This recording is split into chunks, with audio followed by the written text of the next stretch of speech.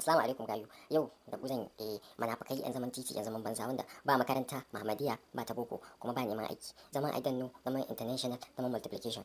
Wallahi tallahi zaman titi yana da wani abu. Idan ka fara yin shi haka zaka kare a gehen titi, haka zaka kare a ban lalace kai shi kenan wannan ya wuce ka ce ai wannan dan gidan wane ne kuma wannan ai dan fashi ne barawo ne yana kaza yana yahu kai shi kenan wannan ya wuce da mota ka ce ai motar ce ta ai ba ita yake da ita ba. Wannan rayuwa wallahi tallahi ka saka duba. Shi zaman titi in ya kama ma jiki wallahi bai barin ka. Zaman titi ba bai barin mutum. So akwai wanda na sani yana da Mercedes CLS CLK kai amma tsaban ya zauna a titi sosai. Mercedes gare CLK ya girma amma kullum akwai benci a cikin butun shi. Benci na zama shi ke cikin butun shi kullum inda ya baka sai ya ciro benci na ya zauna. Shi zaman titi bai da wani amfani. So in za mu zauna mu gyara kaga mace ta wuce a sa mata ido, akuya ta wuce a sa mata ido, kare ya wuce a ce wancan karen munafiki ne, mage ta wuce a zage ta, kaza ta wuce a zage ta, mu abadan Allah fi sabilillahi. Ku je makaranta mana ko kuma a je a fara sana'a. Ba kyau zaman banza, a gyara matasa.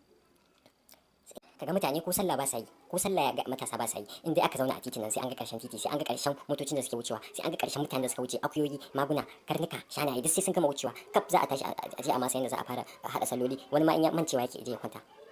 To wallahi tallahi ku tsaya ku duba. Munafunci dai ba abin yi bane. In munafunci abin yi ne da yanzu akwai president da yanzu kuna samun kuɗi da shi.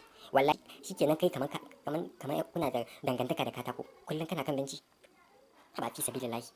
Kenan kullun kana hanyar kasuwa sayan wanduna da ka zauna bayan wandon ka ya yage.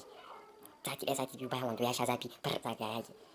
Kawai zama munafunci wancan wuce a ce ai wancan yarinyar ta ai tana biyu ne ai yarinyar kusa ne.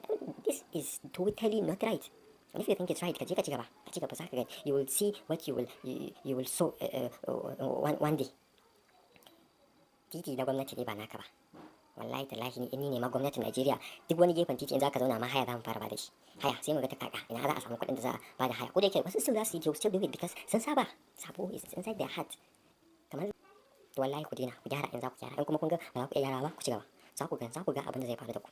Sai uwawanka ya lashe gaba ɗaya lashe sai ka dinga ma operation ta baki ana ciro ma in za ka shiga bayi sai an ciro ma shi ta baki za ka karkaran banza an dalla muku zagi sai an jima.